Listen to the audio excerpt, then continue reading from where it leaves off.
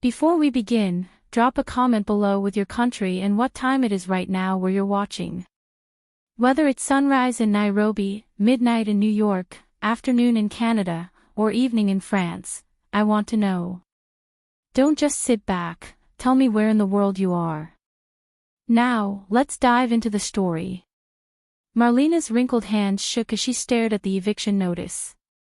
The paper felt like ice against her fingers. Her grandson Darian stood in the doorway of her small kitchen, arms crossed, watching her cry. "You should have thought about this before you wasted money on groceries again, Grandma," he said coldly. The same boy she had raised from age 3 now looked at her like she was nothing. The same child she had fed, clothed, and loved when his parents died in that car crash.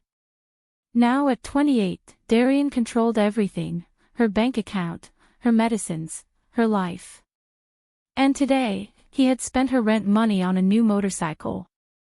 The afternoon sun streamed through the dirty windows of the tiny apartment in Riverside, California. Dust particles danced in the light like tiny ghosts. Marlena remembered when this same kitchen had been filled with the smell of fresh cookies and Darian's laughter.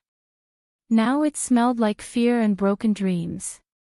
Her arthritis made her fingers curl like claws, and her back ached from sleeping on the old couch every night. Darian had taken her bedroom 2 years ago, claiming he needed more space for his business.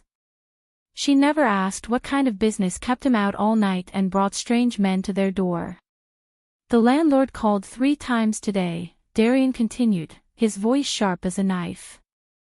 Mrs. Patterson next door keeps asking questions about the shouting. "You need to keep your mouth shut, old woman." His eyes were cold and empty, nothing like the bright blue eyes that used to look at her with so much love. Marlena's heart felt like it was breaking into 1,000 pieces. She had given up her own dreams, her own life, to raise this boy. She had worked 2 jobs at the diner and the laundromat until her body gave out. Every dollar had gone to him, his school clothes, his football cleats, his college fund that he had stolen last year. The eviction notice crumpled in her shaking hands. 30 days. They had 30 days before they would be thrown out onto the street.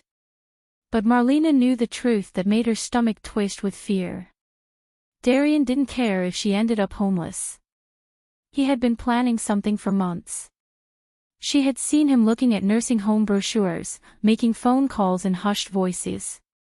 The way he smiled when he thought she wasn't watching made her blood run cold. This wasn't just about money anymore. This was about getting rid of her completely. "Tomorrow, we're going to visit Sunset Manor," Darian announced, pulling a glossy brochure from his back pocket.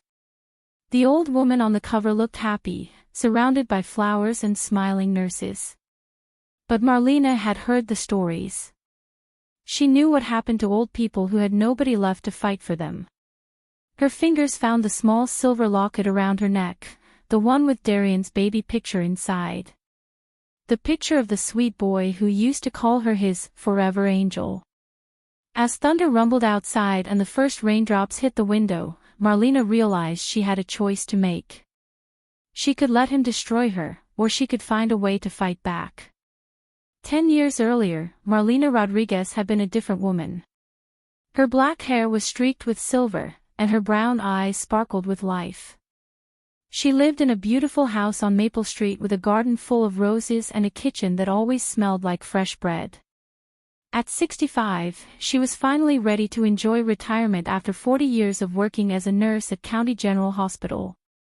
Her savings account was healthy, her house was paid off, and she had plans to travel to Mexico to see her sister Maria.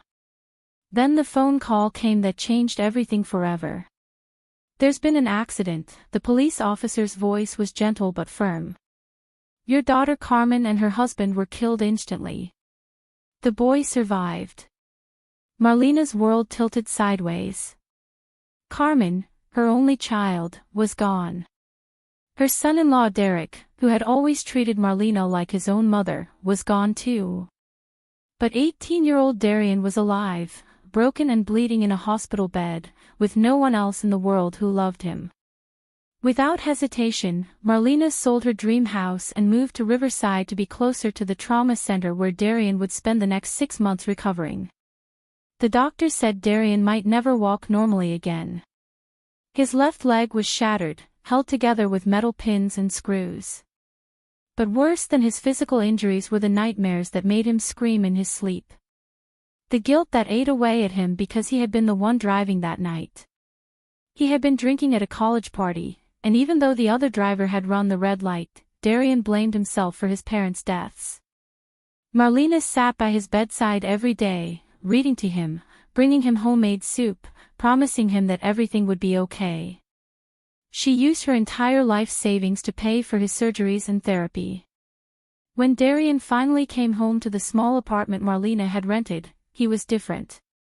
The laughing boy who used to help her cook Sunday dinners was gone. In his place was an angry young man who threw things when he was frustrated and refused to do his physical therapy. He dropped out of college and spent his days playing video games or staring at the wall. Marlena worked double shifts at a nearby clinic to pay the bills, coming home exhausted to find Darian exactly where she had left him that morning. She told herself it was grief, that time would heal his broken heart the way it had healed his broken bones. But as months turned into years, things got worse instead of better. Darian started drinking heavily and bringing home friends who made Marlena nervous. They were loud and rude, leaving beer bottles and cigarette burns on her furniture.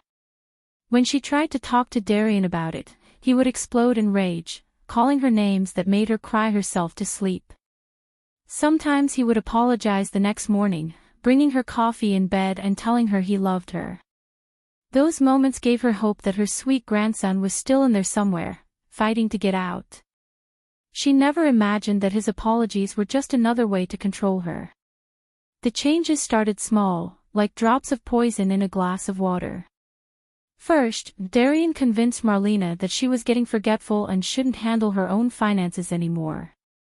"You paid the electric bill twice last month, Grandma," he lied smoothly, showing her fake bank statements he had printed.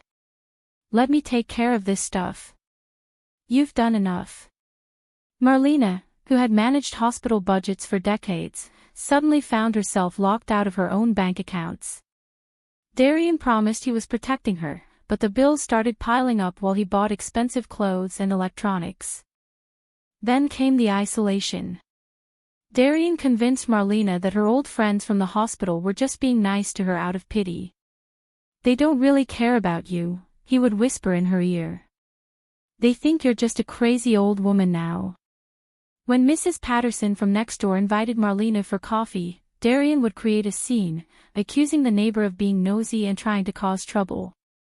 Slowly, one by one, Marlena's friendships died.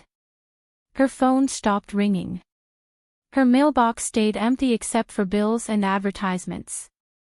The woman who had once been surrounded by love and laughter found herself completely alone except for her grandson.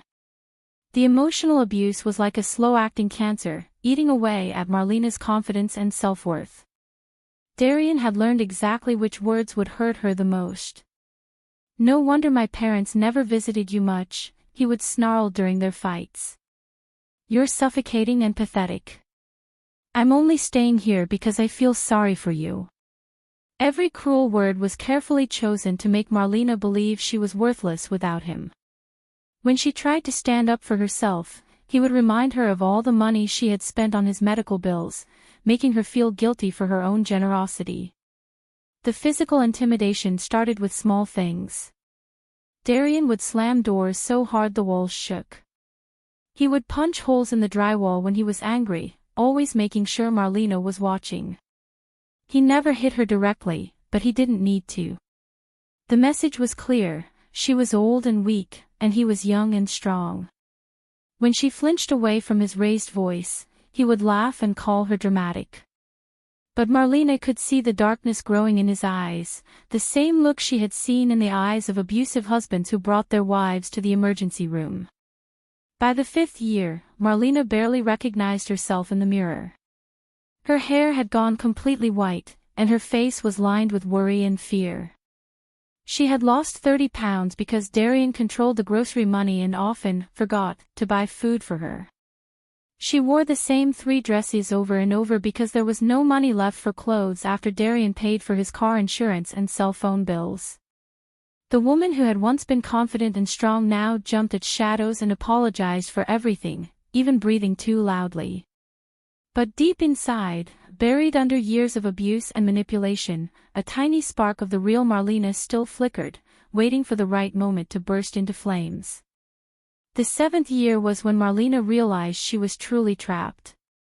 Darian had moved his girlfriend Tessa into the apartment, and suddenly Marlena was sleeping on the living room couch permanently. Tessa was 23 years old with bleached blonde hair and cold green eyes that looked right through Marlena like she was invisible. She worked at a tattoo parlor downtown and came home smelling like cigarettes and cheap perfume. Together, Darian and Tessa treated Marlena like an unwanted servant in her own home. They expected her to clean up their messes, cook their meals, and stay quiet while they watched television or entertained their friends.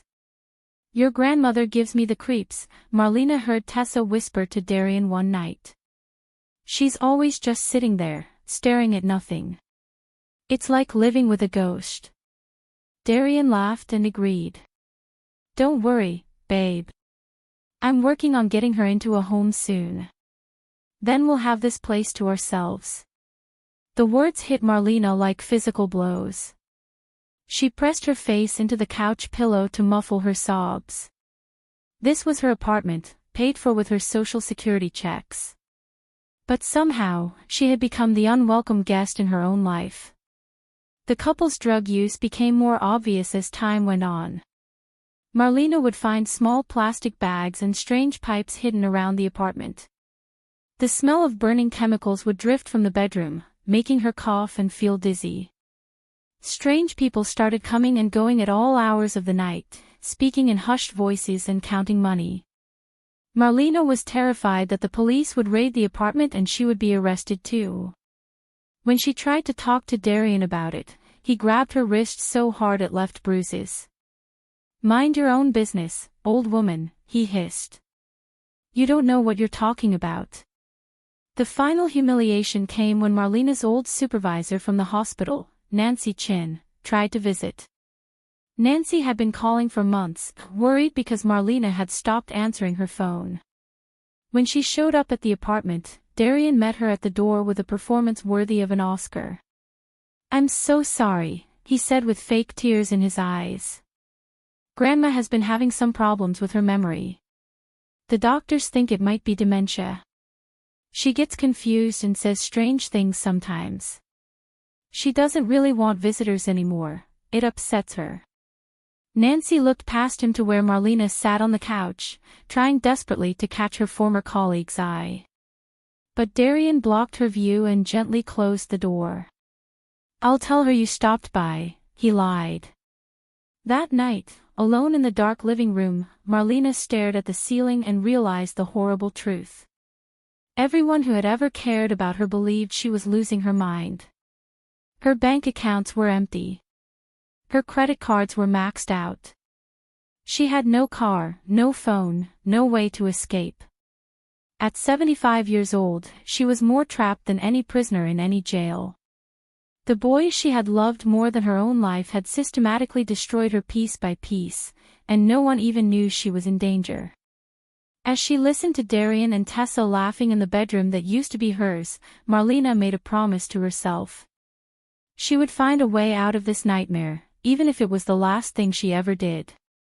The breaking point came on a Tuesday morning in March. Marlena woke up on the couch to find Darian going through her purse, looking for the emergency $20 bill she kept hidden in his secret pocket.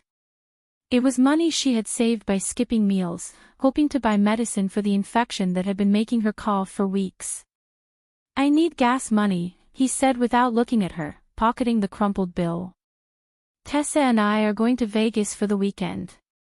Marlena's fever made everything feel dreamlike and strange, but his words cut through the fog like a knife. They were abandoning her again, leaving her alone with no food and no medicine while they partied with her money. "Please," Marlena whispered, her voice hoarse from coughing. "I need that money for antibiotics."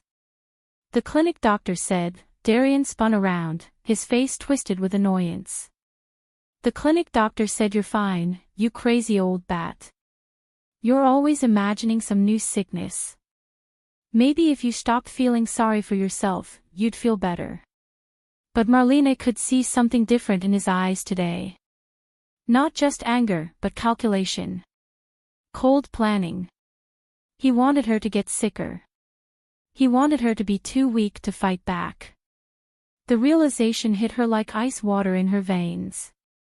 As Darian packed his bag for the trip, Marlena noticed him putting papers into a manila envelope, official-looking documents with her name on them. When he went to shower, she managed to peek inside. Her blood turned to ice. Commitment papers for Sunset Manor. A power of attorney document already signed with her forged signature. Medical forms claiming she was mentally incompetent and dangerous to herself. Darian had been planning this for months, maybe years. He was going to have her declared insane and locked away, giving him complete control of her social security checks and what little remained of her assets. The fever dreams that night were filled with memories of the woman she used to be. Marlena remembered delivering babies in the middle of hurricanes when she was a young nurse in Texas. She remembered standing up to doctors who tried to mistreat her patients. She remembered raising Carmen as a single mother after her husband left, working 3 jobs and still managing to graduate from nursing school. That woman had been a fighter, a survivor. That woman would never have let anyone destroy her without a battle. As dawn broke through the dirty apartment windows, Marlena felt something she hadn't felt in years: anger. Pure, clean, powerful anger that burned away the fog of fear and despair. When Darian and Tessa left for Vegas that afternoon, laughing and counting the money they had stolen from her purse, Marlena waited exactly 1 hour. Then she did something she hadn't done in 3 years. She walked to the front door and turned the handle. It wasn't locked. She had been so broken down mentally that she had never even tried to leave. The hallway smelled like industrial cleaner and other people's cooking, but to Marlena it smelled like freedom. Her legs were shaky and weak, but she forced them to carry her down the stairs and out into the sunshine. For the first time in a decade, she was alone and unafraid. The real Marlena Rodriguez was finally waking up. The public library on Main Street looked like a cathedral to Marlena. She hadn't been inside a library in years, and the smell of books and quiet voices made her want to cry with relief. The young librarian, a girl with kind eyes and purple streaks in her hair, looked concerned when she saw Marlena's condition. "Are you okay, ma'am? Do you need me to call someone?" Marlena almost said yes, almost fell back into the habit of depending on others to save her. But then she straightened her shoulders and spoke in a voice she barely recognized as her own. "I need to use a computer, please. I need to look up some information about elder abuse." The words felt strange in her mouth. Elder abuse. For 10 years, she had told herself that Darian was just struggling, just hurt, just young and confused. She had made excuses for every cruel word and stolen dollar. But sitting in front of the glowing computer screen, reading article after article about financial exploitation and emotional manipulation, Marlena finally saw her situation clearly. She wasn't a burden or a crazy old woman. She was a victim. And more importantly, she wasn't alone. Thousands of grandparents across the country were suffering the same nightmare she was living. The chat room for abuse survivors felt like finding water in the desert. Women and men with usernames like Strong Sally and Fighting Frank shared stories that could have been written about her own life. Children and grandchildren who stole money, who isolated their elderly relatives, who used guilt and intimidation to maintain control. But these people weren't just sharing their pain, they were sharing solutions. Phone numbers for legal aid. Names of social workers who specialized in elder abuse. Strategies for documenting evidence and building cases. For the first time in years, Marlena felt hope growing in her chest like a warm flame. The most important discovery came when she found the website for the National Elder Abuse Hotline. The testimonials from other survivors gave her courage, but it was the legal information that made her hands shake with excitement. Financial exploitation was a felony. Forging someone's signature was a crime. Threatening and intimidating elderly relatives could result in jail time. Darian wasn't just a troubled young man, he was a criminal. And criminals could be stopped by the law. Marlena printed out pages and pages of information, hiding them in her old purse like precious secrets. Walking home that evening, Marlena felt different. Her back was still bent from years of sleeping on the couch, and her cough still made her chest ache. But there was something new in the way she moved, something that hadn't been there in a decade.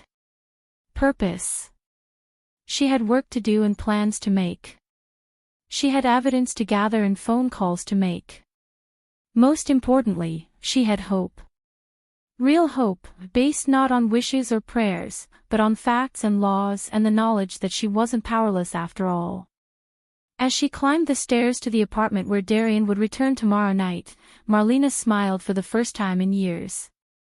The war for her life was about to begin. Marlena's hands trembled as she hid the small digital recorder under a stack of dish towels. Mrs. Patterson had lent it to her after Marlena finally worked up the courage to knock on her neighbor's door and tell her the truth. "I knew something was wrong, honey," the elderly black woman had said, pulling Marlena into her warm kitchen. "I've been hearing the yelling through these thin walls for years. I called Adult Protective Services twice, but that boy of yours is smooth as silk when officials come around." Mrs. Patterson's eyes were fierce with protective anger. "It's time to catch him in the act." The plan was simple but dangerous. Over the next week, while Darian recovered from his Vegas hangover and Tessa slept until noon every day, Marlena would document everything. She photographed the forged documents she had found, using Mrs. Patterson's phone to email the pictures to a secure account the domestic violence counselor had helped her set up. She wrote down every cruel word, every threat, every time Darian took money from her purse. Most importantly, she started recording their conversations, capturing his voice as he called her worthless and threatened to put her in a nursing home against her will. The hardest part was pretending to be the same broken woman she had been before. When Darian screamed at her for buying generic cereal instead of name brand, she forced herself to cower and apologize even though she wanted to fight back. When Tessa made fun of her worn-out clothes and called her pathetic, Marlena bit her tongue and stayed silent. Every insult was being recorded now, every threat was becoming evidence. The woman who had once been powerless was building a legal case that would destroy her abusers from the inside out. The breakthrough came when Darian brought home his drug dealer, a scary man with prison tattoos and dead eyes. Marlena was supposed to be asleep on the couch, but she watched through barely opened eyes as money and drugs changed hands right in her living room. The recorder, hidden in her old jewelry box on the kitchen counter, captured every word of their conversation. Darian wasn't just using drugs, he was selling them. Using her apartment as his base of operations. Putting her at risk of arrest and imprisonment while he profited from her address and her utilities. But the most damaging evidence came during a phone call Darian made to someone at Sunset Manor. Marlena was in the bathroom when she heard him talking in the kitchen, confirming an appointment for the following week. "Yeah, she's getting worse every day," he lied smoothly. "Talking to people who aren't there, forgetting to eat, wandering around at night. It's really sad, but I can't take care of her anymore. I need to get her committed as soon as possible." The cruelty of it took Marlena's breath away. He was going to have her declared mentally incompetent based on complete lies, then steal her social security checks while she rotted in a nursing home. But now every word was recorded. Every lie was documented. And Marlena finally had enough evidence to fight back. Detective Maria Santos looked exactly like Carmen would have looked at 40, and for a moment Marlena felt like her daughter had come back to help her fight this battle. The police detective's dark eyes were kind but sharp, and she listened to Marlena's story without interruption, taking notes and nodding at all the right moments. "Mrs. Rodriguez," she said gently when Marlena finished talking, what you've been through is criminal elder abuse, and I want you to know that you're incredibly brave for coming forward. The evidence you've gathered is exactly what we need to build a solid case. The legal aid attorney, Robert Kim, was a young man with tired eyes who had seen too many cases like Marlena's. But there was something different about this one, something that made him lean forward with interest as he listened to the recordings on Marlena's hidden device. "This is good," he said, his voice growing excited. "This is really good. We have financial exploitation, emotional abuse, fraud, and drug trafficking all documented with dates, times, and clear audio evidence. Your grandson is going to prison, Mrs. Rodriguez. And you're going to get your life back." The plan they developed was careful and complex. Detective Santos would coordinate with the Drug Enforcement Unit to catch Darian in the act of dealing. The district attorney would file charges for elder abuse, fraud, and drug trafficking simultaneously. Most importantly, they would move fast, before Darian could follow through on his plan to have Marlena committed. "We need to strike while he feels safe and overconfident," Detective Santos explained. "Predators like your grandson are dangerous when they're cornered, but they're careless when they think they're in control." Marlena's job was the hardest part. She had to continue acting like a broken, helpless old woman while the investigation moved forward. Every day felt like walking on a tightrope over a pit full of snakes. When Darian announced that he had moved up the nursing home appointment to Friday, just 3 days away, Marlena's heart hammered so hard she thought it might explode. But she just nodded and pretended to be confused, even as rage burned through her veins like liquid fire. "Whatever you think is best, dear," she whispered, playing her role perfectly. The night before the raid, Marlena lay awake on the couch listening to Darian and Tessa plan their future with her money. They were going to use her social security checks to rent a nice apartment across town. They were going to sell her few remaining possessions and use the money for a down payment on a new car. They had already picked out the story they would tell people about her decline, and how sad they were to lose her to dementia. Every word was another nail in their coffin, but Marlena didn't feel satisfaction anymore. She felt something much more powerful, justice. Tomorrow, the lies would stop and the truth would finally set her free. At exactly 6 a.m. on Friday morning, Detective Santos's team surrounded the apartment building while Marlena pretended to sleep on the couch. Through her nearly closed eyes, she watched Darian stumble out of the bedroom in his underwear, alarmed by the heavy pounding on the door. "Police! Open up!" The sound was like music to Marlena's ears. For the first time in 10 years, someone with power was on her side. Someone with authority was there to protect her instead of hurt her. The look of shock on Darian's face when he realized this wasn't just a routine police visit was worth every day of suffering Marlena had endured. "Darian Torres," Detective Santos announced, reading from a warrant, "you're under arrest for elder abuse, financial exploitation, fraud, and drug trafficking." The young man who had terrorized his grandmother for a decade suddenly looked like what he really was, a scared, pathetic criminal who had been caught red-handed. Tessa started screaming and crying, claiming she didn't know anything about the drugs they found hidden in the bedroom. But the most beautiful moment came when Detective Santos knelt beside Marlena's couch and spoke to her in a voice full of respect and admiration. "Mrs. Rodriguez, you don't have to pretend anymore. We know you've been recording everything, and we know you're not sick or confused. You're one of the bravest women I've ever met." Marlena sat up slowly, and for the first time in years, she looked her grandson directly in the eyes without fear. The power dynamic between them shifted completely in that instant. He was the one in handcuffs now. He was the one who was powerless and afraid. "You crazy old witch!" Darian screamed as the officers led him toward the door. "You'll never survive without me. You need me." But his words bounced off Marlena like raindrops off stone. She had already survived the worst thing he could do to her. She had survived 10 years of his abuse and manipulation. Everything after this would be easier than what she had already endured. The threats that once made her cower now seemed as harmless as the tantrum of a spoiled child who wasn't getting his way. As the apartment fell quiet for the first time in years, Marlena walked to the window and watched the police cars drive away with her abusers inside. The morning sun was shining brighter than she remembered, and the air smelled cleaner somehow. Mrs. Patterson appeared at her door with a cup of coffee and a smile.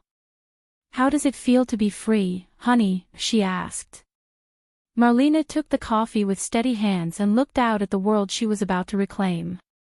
"It feels like coming back from the dead," she answered, and for the first time in a decade, she meant every word. 6 months later, Marlena stood in the garden of her new apartment, watching tomatoes grow red and ripe in the California sunshine. The one-bedroom place wasn't fancy, but it was hers, paid for with her own Social Security checks that no one else could touch. The walls were painted soft yellow, her favorite color, and every piece of furniture had been chosen by her and no one else. At 76 years old, she was finally learning what it meant to live for herself instead of in fear of someone else's anger. The trial had been harder than she expected but easier than 10 years of abuse. Darian's lawyer tried to paint Marlena as a vengeful old woman who had set up her loving grandson, but the evidence was overwhelming. The recordings, the forged documents, the testimony from neighbors and social workers, it all added up to a clear picture of systematic elder abuse. Darian was sentenced to 8 years in prison and ordered to pay back every penny he had stolen. Tessa got 3 years as an accessory. Marlena felt no joy in their punishment, but she felt deep satisfaction in knowing they could never hurt another elderly person the way they had hurt her. The best part of freedom wasn't the money or the apartment or even the safety. It was the connections she had rebuilt with the world around her. Nancy Chen visited twice a week, bringing news from the hospital and stories about their old colleagues. Mrs. Patterson had become like a sister, and together they volunteered at a center for abuse survivors. Marlena's testimony had helped 3 other grandmothers escape similar situations with their own families. Every story she told made her stronger and made other victims realize they weren't alone. The letter from Darian came on a Tuesday afternoon, forwarded from his prison address. Marlena's hands didn't shake as she opened it this time. "Dear Grandma," it began, "I know I hurt you and I'm sorry. I was sick from the drugs and the grief, and I took it out on you because I knew you would always love me no matter what I did. I'm getting help now, and I understand what I did was wrong.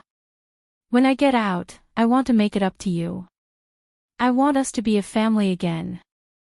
Marlena read the letter twice, then folded it carefully and put it in a drawer. Someday, maybe years from now, she might be ready to forgive him. But she would never again confuse love with letting someone destroy her. As evening fell over her little garden, Marlena sat in her rocking chair with a cup of tea and watched the sunset paint the sky pink and gold. She thought about Carmen and how proud her daughter would be to see her mother fighting back and winning. She thought about all the women who had contacted her after seeing her story on the local news, thanking her for showing them that it was never too late to escape abuse. Most of all, she thought about the 10 years she had lost and the many years she still had left to live on her own terms. The woman who had once been afraid of her own shadow was now a warrior who helped other people find their strength. The grandmother who had suffered in silence for a decade had finally learned to use her voice. And that voice, strong and clear and unafraid, would never be silenced again.